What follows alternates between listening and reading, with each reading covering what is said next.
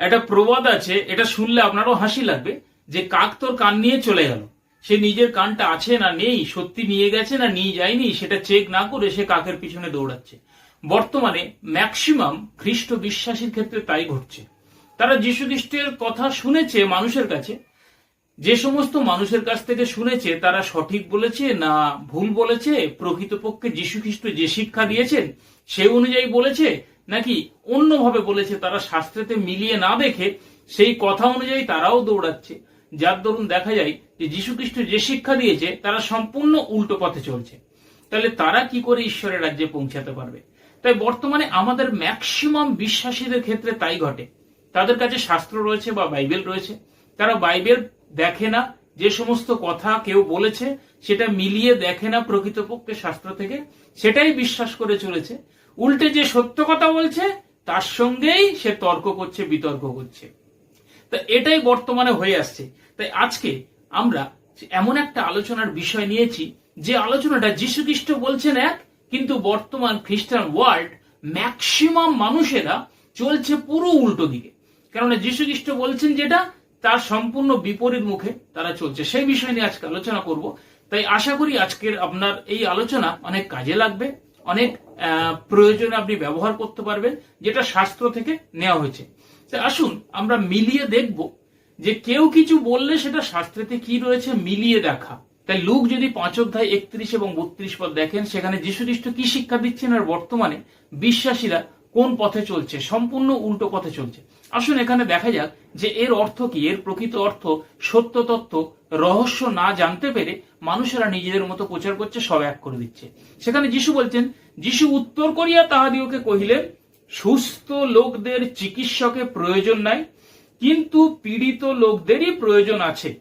আমি ধার্মিক দিগকে নয়, কিন্তু পাপী দিগকে ডাকিতে আসিয়াছি, যেন তাহারা মন ফিরায়। এখানে পরিষ্কার যীশু খ্রিস্ট বলছেন যে সুস্থ লোকের যেমন চিকিৎসার দরকার হয় না, অসুস্থদেরই দরকার হয়। আর আমরা সুস্থকে অসুস্থকে সেটা না বুঝতে পেরে সবাইয়েরই চিকিৎসার দরকার, সেই অনুযায়ী আমরা প্রচার করে বেড়াচ্ছি এবং নিজেরাও সেই অনুযায়ী চলছি। তারপরের লাইনটা বলছেন যে আমি ধার্মিক দিগকে নয়, কিন্তু পাপী দিগকেই ডাকিতে আসিয়াছি, যেন তাহারা মন ফিরায়। অর্থাৎ যীশু খ্রিস্ট পরিষ্কার এখানে বলছেন যে আমি ধার্মিকদের জন্য আসিনি, আমি পাপীদের জন্য এসেছি। যে সমস্ত মানুষেরা পতিত হয়েছে, যাদের পাপে পতন হয়েছে বা যারা পাপে নিজেদেরকে হারিয়ে ফেলেছে, তারা ধার্মিকতার পথ থেকে ভ্রষ্ট হয়েছে, তাদেরকে উদ্ধার করতে, তাদেরকে বাঁচাবার জন্য আমি এসেছি। আর আমরা বর্তমানে বুঝতে না পারে যীশু খ্রিস্টের শিক্ষাটা যে সবাই এক বলে আমরা সেই অনুযায়ী প্রচার করছি, যে ধার্মিক কেউ নেই, একজন নেই, এই প্রচার করছি। অথচ বাইবেলে ভুরি ভুরি উদাহরণ রয়েছে, যীশু খ্রিস্ট নিজেও বলে গেছেন যে ধার্মিক ছিল, ধার্মিক আছে এবং ধার্মিক সেই সময় পর্যন্ত ধার্মিকরা ঈশ্বরের রাজ্যে তারা প্রবেশ করছে। যীশু খ্রিস্ট বলতে চাইছেন এখানে যে ধার্মিক যারা রয়েছে, যাদের পতন হয়নি, তাদের চিকিৎসার দরকার নেই, তো তাদের পরিত্রাণের আর দরকার নেই নতুন করে, কেননা তারা ধার্মিক। ধার্মিকের আবার পরিত্রাণের দরকার কি? তো এখানে যীশু খ্রিস্ট পরিষ্কার বলতে চাইছেন যে আমি ধার্মিকদের জন্য আসি নাই। আর আমরা পরিষ্কার যীশু খ্রিস্টের শিক্ষাটাকে সম্পূর্ণ উল্টে দিয়ে বলছি ধার্মিক কেউ নেই, ধার্মিক কেউ ছিল না। অথচ যীশু খ্রিস্ট বলছেন যে ধার্মিক ছিল।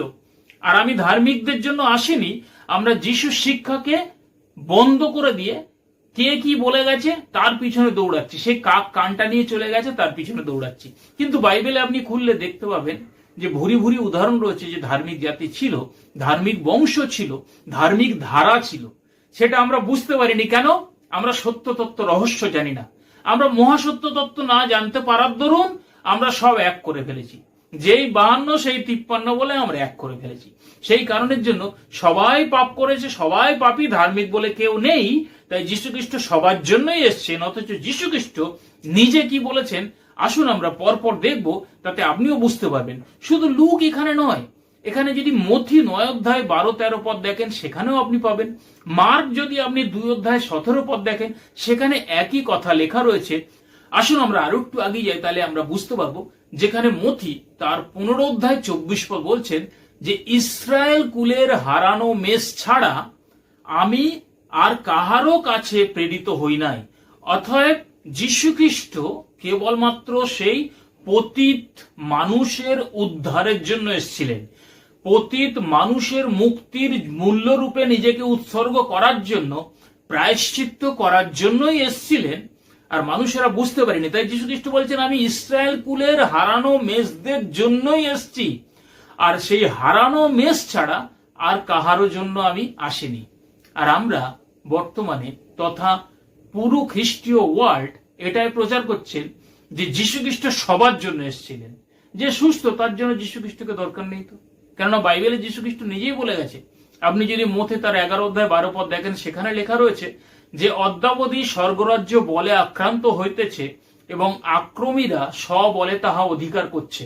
অর্থাৎ স্বর্গরাজ্যকে আক্রমণ করা এবং অধিকার করা, সেখানে যদি লেখা থাকতো আক্রমণ করে ফেল করছে, আক্রমণ করে তারা ব্যর্থ হচ্ছে, অধিকার করতে পারছে না, তাহলে মানা যেত যে স্বর্গরাজ্য কেবলমাত্র আক্রমণ করে নেওয়া যায় না। কিন্তু এখানে বলছে তারা অধিকারও করছে, অর্থাৎ স্বর্গরাজ্যকে আক্রমণ করছে তারা এবং অধিকার করছে।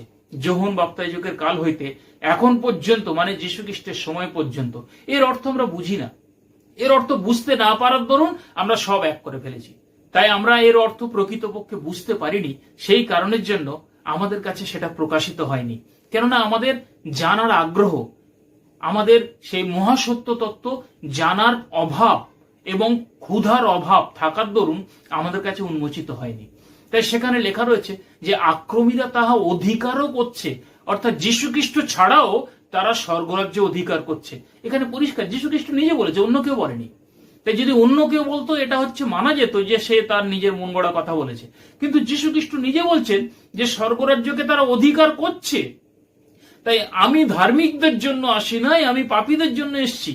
যদি লুক তার 19 অধ্যায় 10 পদে সেখানে আপনি দেখেন, সেখানে দেখতে পাবেন লেখা রয়েছে যাহা হারাইয়া গিয়াছিল তাহার অন্বেষণ ও পরিত্রাণ করিতে মনুষ্যপুত্র আসিয়াছেন।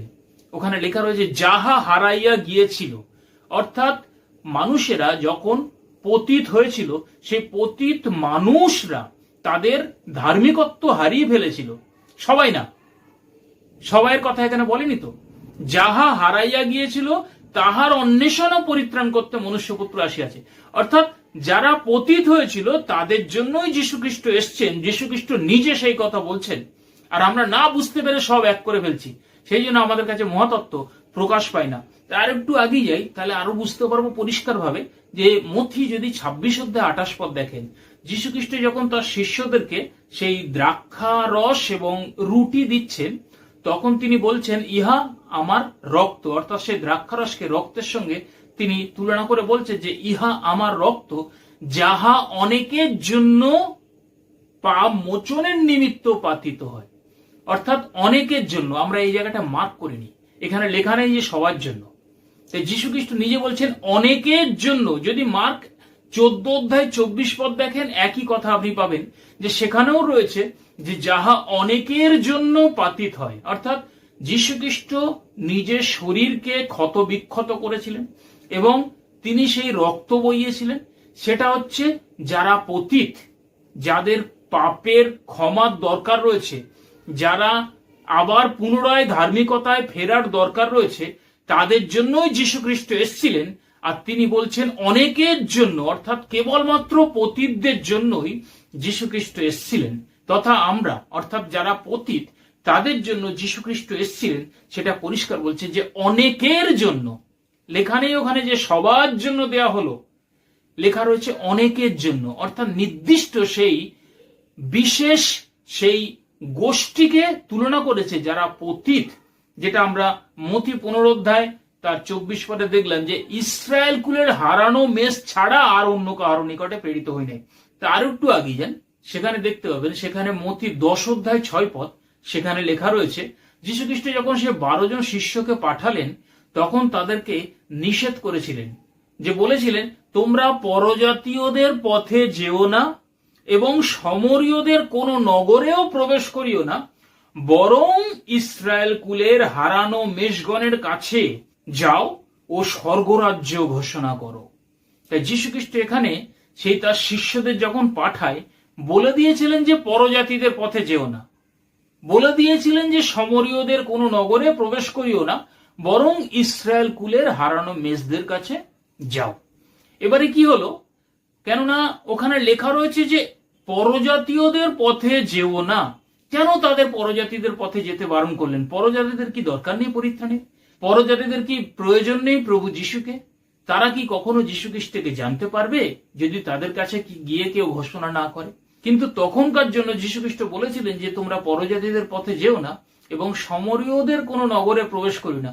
অর্থাৎ শিষ্যরা বুঝতে পারবে না কার প্রয়োজন রয়েছে কার প্রয়োজন নেই। তাই সেখানে বলেছিলেন যে ইসরায়েল কুলের হারানো মেষদের কাছে, সন্তানদের কাছেই কেবলমাত্র গিয়ে ঘোষণা করো যে স্বর্গরাজ্যের সন্নিকট হলো। অর্থাৎ যীশু খ্রিস্ট কেন তিনি নিষেধ করেছিলেন যে ওদের কাছে যেও না, ওদের কাছে বলো না? তার তত্ত্ব রহস্য কি হতে পারে? তাই আমরা অনেক সময় বুঝতে পারি না, সেই কারণে আমরা সবকিছু এক করে ফেলেছি। তারপরে পরবর্তীকালে যখন আপনি মথি তার 28 অধ্যায় সেখানে 19-20 পদে দেখেন, সেখানে যীশু খ্রিস্ট বলছেন, তখন সবাইকে বলছেন তার শিষ্যদের, তোমরা সমুদয় জগতে যাও, সমস্ত সৃষ্টির কাছে সুসমাচার প্রচার করো। তা এখানে যখন এই জায়গাটায় আসলাম তখন বুঝতে পারলাম যে সবার কাছে তখন সুসমাচার প্রচার করতে বলছে। কেন বলছে সবার কাছে? কেননা তার মধ্যে কে পরজাতি, কে স্বজাতি, কে সমরীয়, কে সমরীয় নয়, কে হারানো মেষ, কে অধার্মিক, মানুষেরা বুঝতে পারবে না। সেই বিচার বুদ্ধিটা তাদের কাছে নেই। সেই কারণে তিনি গড়ে সুসমাচার প্রচার করে যেতে বলছেন যে যারা পতিত তারা শুনবে, তারা যিশুকে বিশ্বাস করবে, গ্রহণ করবে, তার পথ অনুসরণ করে চলবে, তবে তারা বাঁচবে। তাই তারা বুঝতে পারে না। আর এখন ধার্মিক অধার্মিক সব একাকার হয়ে গেছে, মিশে গেছে, সেই জন্য কেউ বুঝতে পারছে না সেই বংশের ধারা বর্তমানে আছে না নেই। সেই বংশের ধারা যীশু খ্রিস্ট পর্যন্ত ছিল, কেননা যীশু খ্রিস্ট নিজে তা বলেছেন।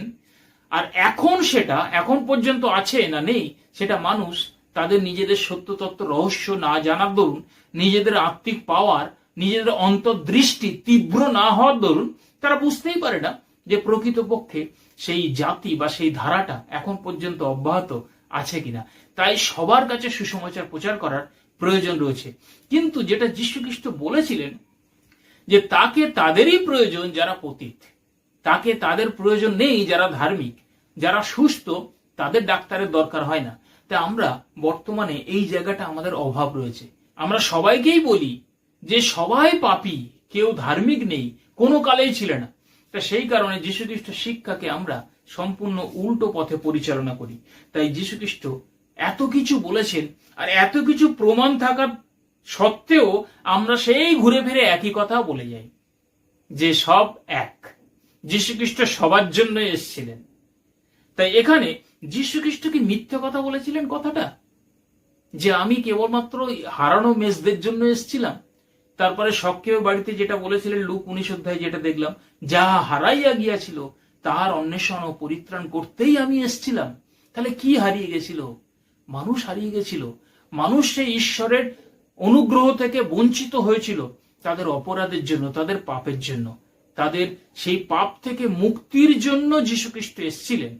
কিন্তু যীশু খ্রিস্ট যেটা বলেছিলেন যে ধার্মিকও ছিল, যাদের যীশু খ্রিস্টকে প্রয়োজন নেই তারা স্বর্গে চলে গেছেন যীশু খ্রিস্টের সেই প্রায়শ্চিত্ত করার আগেই, যা মথিতে লেখা রয়েছে 11 অধ্যায় 12 পদে। তাই এখানে আপনি যদি দেখেন সেখানে দেখতে পাবেন যে বর্তমানে আমাদের প্রকৃতপক্ষে সেই সত্যের আকাঙ্ক্ষা নেই। যে যা বলছে সেটা শুনেই তার পিছনে দৌড়াচ্ছি, যার দরুন আমরা মহাসত্য তত্ত্বে পৌঁছাতে পারছি না, প্রকৃতপক্ষে রহস্য জানতে পারছি না। যে ধার্মিকের একটা ধারা ছিল, ধার্মিক জাতির একটা বংশ ছিল, সেটা বুঝতে পারিনি। আপনি চিন্তা করুন তো, যীশু খ্রিস্ট যদি মরিয়মের মধ্য দিয়ে পৃথিবীতে আসেন, আর মরিয়ম যদি পতিত হয়, তাহলে যীশু খ্রিস্ট যখন তার মধ্যে দিয়ে আসলেন তাহলে তিনিও তো পতিত হয়ে জন্মাবেন। কিন্তু যীশু খ্রিস্ট যদি পতিত হয়ে জন্মাতেন তাহলে কি তার মধ্যে দিয়ে প্রায়শ্চিত্ত সাধন হতো? তাই যীশু খ্রিস্ট কখনোই সেই ধারাকে বেছে নেবে না যে ধারা পতিত ধারা। অর্থাৎ মরিয়মের বংশ, মরিয়মের ধারা ছিল ধার্মিক ধারা, এবং তার সেই বোন অর্থাৎ সেই ইলিসাবেথ, তার ধারাও ছিল ধার্মিক ধারা। কেননা তার মধ্য দিয়ে যোহন বাপ্তাইজক এসেছিলেন, আর যোহন বাপ্তাইজকই কেবলমাত্র যীশু খ্রিস্টকে বাপ্তিস্ম দিয়েছিলেন। সেখানে ওই সময় অনেক যাজক মহাযাজক ছিল, তাদের কাছে যীশু খ্রিস্ট বাপ্তিস্ম নেয়নি, কেননা তারা পতিত ছিল। তাই সেই কারণে যিশু কেবলমাত্র সেই যোহনের জন্যই অপেক্ষা করেছিলেন, আর যোহন কেবলমাত্র যীশু খ্রিস্টকে বাপ্তিস্ম দেওয়ার জন্যই তিনি এসেছিলেন। তাই যোহনও যদি পতিত হতো তাহলে যীশু খ্রিস্টের বাপ্তিস্ম সফল হতো না। আমরা অনেক সময় এটাই বলি যে যীশু খ্রিস্টের বাপ্তিস্মের দরকার ছিল না, তাহলে যীশু খ্রিস্ট কি নাটক করেছিলেন? যীশু খ্রিস্ট কি এখানে বাপ্তিস্মের দরকার নেই, তাহলে তিনি কি মানুষকে এখানে পক্সি দিয়েছিলেন? তিনি অভিনয় করে গেছিলেন? না, যীশু খ্রিস্টের বাপ্তিস্মের দরকার ছিল, সেই কারণের জন্যই তো যোহনকে আসতে হলো। আমরা এটা বুঝতে পারি না, কেননা আমাদের এই শিক্ষাটা দেওয়া হয় না। কেননা কারা শিক্ষা দেবে? তারা নিজেরাই তো জানে না, সত্য তত্ত্ব রহস্য জানে না। শুধু বাইবেলের কয়েকটা পদ মুখস্থ করলে, একটু ট্রেনিং নিয়ে সেগুলো প্রচার করলেই কিন্তু শিক্ষা হয় না। তাই প্রকৃতপক্ষে সত্য তত্ত্ব রহস্য জানতে হবে, যে এর অর্থটা কি। আমরা বুঝতে না পেরে সব এক করে দিই। তাই আমাদের শেষে ঈশ্বরের রাজ্যে পৌঁছানো আর হবে না যদি আমরা সব এক করে দিই। তাই আপনি মন দিয়ে চিন্তা করুন তো, নিজে যে সমস্ত কথা বললাম সেই সমস্ত শাস্ত্র থেকে মিলিয়ে দেখুন তো। যদি সেই মরিয়ম পতিত হতো, সে যদি পাপী হতো, তার পেটে তো পাপীই জন্মাতো, তাহলে পাপীর মধ্য দিয়ে কখনোই পরিত্রাণ সাধন হতো না। তাই মরিয়মের বংশ ছিল সে ধার্মিক বংশ, এলিজাবেথের বংশ ছিল সে ধার্মিক বংশ। তাই যোহনও ধার্মিক হয়ে জন্মেছিলেন, তাই যিশুও ধার্মিক ছিলেন। আর যিশু বিশেষ এক কাজের উদ্দেশ্য নিয়ে এসেছিলেন, সেই কাজ সফল হতো না যদি মরিয়ম পতিত হতো। তাই যীশু খ্রিস্ট এখানে বারবার উল্লেখ করেছেন যে আমি ধার্মিকদের জন্য আসিনি। মরিয়মের দরকার ছিল না যীশু খ্রিস্টকে, মরিয়মের স্বর্গে যাওয়ার জন্য যীশু খ্রিস্টকে প্রয়োজন ছিল না, যোহনের স্বর্গে যাওয়ার জন্য যীশু খ্রিস্টকে প্রয়োজন ছিল না, ধার্মিক জাতির স্বর্গে যাওয়ার জন্য যীশু খ্রিস্টকে প্রয়োজন ছিল না। সেটা যীশু খ্রিস্ট নিজে বলছেন, আমি বলছি না। যীশু খ্রিস্ট নিজে তিনিই বলছেন যে তাদের প্রয়োজন নেই, আমি তাদের জন্য আসিনি, তাদের আমাকে দরকার নেই, আমি তো পতিত মানুষের জন্য এসেছি। আমরা এখনো পর্যন্ত এটা বুঝতে পারি না, আমরা সব এক করে দিয়েছি। তাই আমরা যদি প্রকৃত সেই তত্ত্ব রহস্য জানতে চাই, অবশ্যই আমরা এর গভীরে প্রবেশ করি। উপযুক্ত ব্যাখ্যা, প্রকৃত সত্য তত্ত্ব রহস্যের ব্যাখ্যা, সেটা আমরা পাই না, মণ্ডলীগুলিতে পাই না, কেননা তারা নিজেরাই জানে না, সেই কারণে তারা বলতে পারে না। তাই যেখানে পাবেন খুঁজুন, যে খোঁজে সে সন্ধান পায়। যীশু খ্রিস্ট নিজে বলছেন, যে দ্বারে আঘাত করে তার জন্য দরজা খুলে যায়। আপনি খুঁজবেন না, আপনার মুখের গোড়ায় কেউ এসে দিয়ে যাবে না। আপনাকে বাঁচতে হলে আপনাকে যেতে হবে, আপনাকে খেতে হবে, তাই আপনাকেও খুঁজতে হবে। তাই প্রকৃত শাস্ত্রের এই রহস্যের ব্যাখ্যা আজকে আমাদের কাছে না জানার দরুন বা আসার দরুন, না পাওয়ার দরুন আমাদের মনে এখনো অনেক প্রশ্ন ভিড় করে রয়েছে, যে প্রশ্নের উত্তর আমরা অনেক বছর ধরে চেষ্টা করেও পাইনি। তাই আমরা হাল ছেড়ে দিচ্ছি। কিন্তু আপনি চিন্তা করুন তো, হাল ছেড়ে দিলে কোনোদিন উত্তর পাবেন? আর উত্তর যদি প্রকৃতপক্ষে না পান, আপনি সেই তত্ত্বে পৌঁছাতে পারবেন? সেই তত্ত্বে যদি পৌঁছাতে না পারেন, ঈশ্বরের রাজ্যে যাওয়ার জন্য প্রকৃত রূপে রাস্তা কি করে পাবেন? শুধু মুখে যিশুকে পেয়ে গেছি, রাস্তা পেয়ে গেছি বললে তো কিছু হবে না। সে মুখে একরকম বলছেন, হৃদয় অন্যরকম কাজ করছে। যিশু বলছেন, এরা মুখে আমার আরাধনা করে, প্রশংসা করে, কিন্তু অন্তঃকরণ আমার থেকে অনেক দূরে থাকে। তো এই রকম মুখে বললে তো কিছু হবে না, যিশুকে পেয়ে গেছি। কিন্তু যিশুকে পেয়ে গেছি, তার পথে চলতে হবে। আমরা হিসাব করি মানবীয় দৃষ্টিতে, আমরা নিয়মিত বিশ্বাসী, কিন্তু প্রভু হিসাব করেন আমাদের আত্মিক দৃষ্টিতে, যাতে আমাদের সে আত্মিক পার্সেন্টেজ কত বেড়েছে। তাই আসুন আমরা সত্যের পথে এগিয়ে যাওয়ার জন্য সত্যের জায়গাগুলোকে খুঁজি কোথায় আছে, সত্যের ব্যাখ্যাগুলোকে খুঁজি কোথায় আছে, কোথায় গেলে প্রকৃত সেই জীবনের অর্থ পাবো, কোথায় গেলে প্রকৃত সেই শাস্ত্রের উপযুক্ত ব্যাখ্যা পাবো, সে অনুযায়ী চলার পথ পাবো, সেখানেই যান। মানুষকে খুশি করার জন্য নয়, মানুষকে সন্তুষ্ট করার জন্য সেখানে কন্টিনিউ যাচ্ছেন। এতদিনে ছিলাম, এখন কি করে ত্যাগ করি? তাহলে খ্রিস্টের জন্য আপনি প্রাণপণ করছেন না। তাই যদি খ্রিস্টের জন্য প্রাণপণ করেন, তিনি বলেছেন যে আমার শিষ্য হতে চায় তাকে সর্বস্ব ত্যাগ করতে হবে। ত্যাগ যদি আপনার জীবনে না থাকে, তাহলে আপনি সেই প্রকৃতপক্ষে সেই রাস্তায় চলতে পারবেন না। তাই যে লাঙলে হাত দিয়ে পিছনে ফিরে তাকায়, সে ঈশ্বরের রাজ্যের কোনো উপযোগী নাই। তাই আসুন আমরা কেউ যেন না হারায়, আমরা সবাই যেন সত্য তত্ত্ব রহস্য জানি, আমরা যেন সবাই সেই প্রকৃত রূপে ঈশ্বরের রাজ্যে পৌঁছাতে পারি, তার জন্য পথ খুঁজি। তাই আপনি যদি আরো অনেক তত্ত্ব রহস্য রয়েছে সেগুলো জানতে চান, আমাদের সঙ্গে যুক্ত থাকুন। আশা করি, বিশ্বাস করি, ভরসা করি আপনি অবশ্যই পাবেন। সেই বিশ্বাসে, সেই ভরসা করে আসুন আমরা একসঙ্গে যেন প্রভুর কাছে নিজেকে সমর্পণ করি, তবেই আমরা সেই মহাসত্যে পৌঁছাতে পারবো। প্রভু আমাদের আশীর্বাদ করুন।